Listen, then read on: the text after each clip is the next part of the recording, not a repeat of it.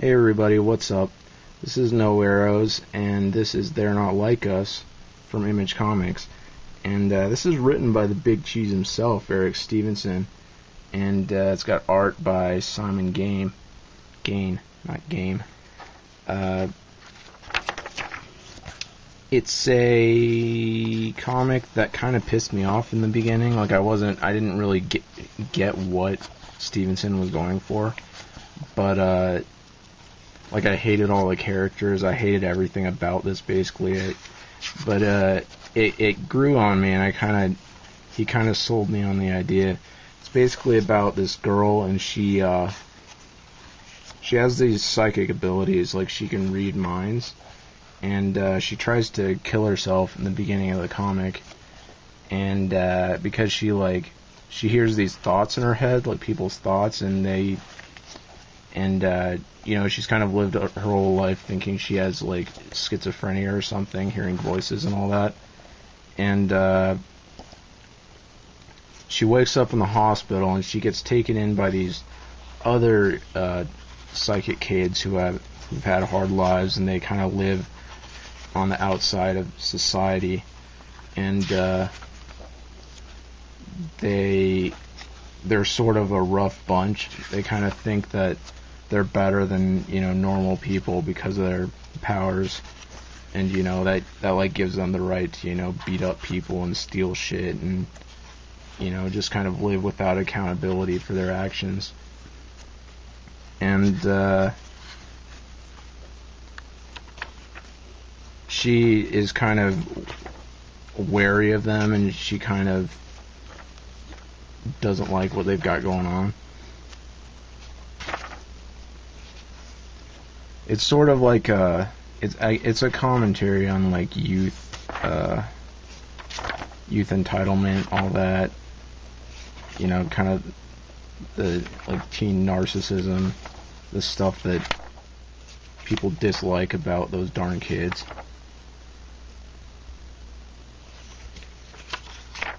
And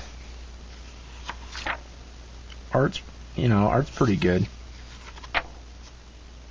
Has a cartoony style, as you can see. It's not like super realistic. It has like I don't know if I really like the style that much, quite honestly, but it looks fine. It'll be to somebody's taste.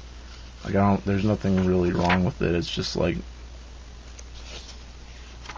I feel like the faces are weird. I don't know. I mean, you gotta have faces that No Arrows likes. I mean, there's no excuse for it. And colors are really good. I mean, Jordy Blair does the colors, and she's great.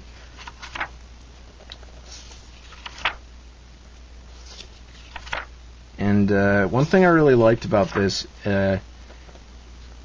we spend pretty much the whole volume, the first volume, like really interacting with and getting to know this guy who kind of, based on how this volume ends, looks like he's going to be the main villain of the series. And that's kind of interesting. That's not a chance you get a lot with series. Like, you don't really know the villain this intimately, this early on. And it kind of makes me vested in what he's going to do next and what's going to happen from here on out.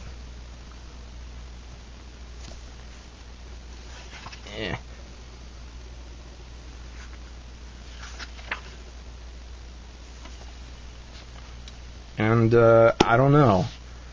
Like I said, I mean, I started out. I mean, if this was only a 3-issue trade, and I mean that would be a ripoff. But if this trade was only the first 3 issues, I reviewed it, I would probably give it like I would completely pan this comic, but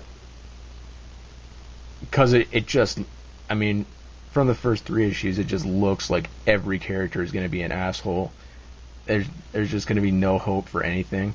But after that, things start to open up, and we start seeing, shreds of hope for these youths. And it gets better for sure. Like, if you pick up this comic and you read you like start reading it, you're like, God, these characters suck. What the hell? Or if you picked up the first few issues of this series, and you're like, man, this is terrible. Who could like this? This is like, what's going on with these characters? This is shit. I mean, you'd have to be the president of a company to publish this. But it gets to its point by the end of the first volume, and it does, prove itself to be more than just like a circle jerk of, angst or angst, however you prefer to pronounce it. And I'm still not completely sold on it, but I think it's a good comic. I would give it like a oh man, this is the hardest part.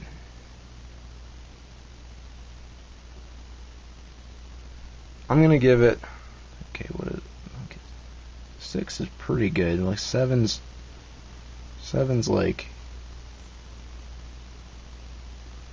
good too, though.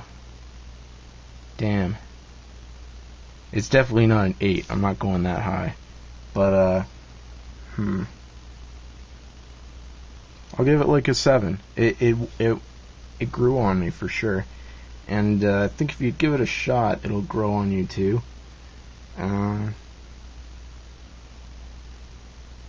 Yeah. Just so long as nobody has a relapse and starts acting like a dick again, I can safely recommend this. I mean, yeah, some of them still act like a dick, but at least not everybody's acting like a dick.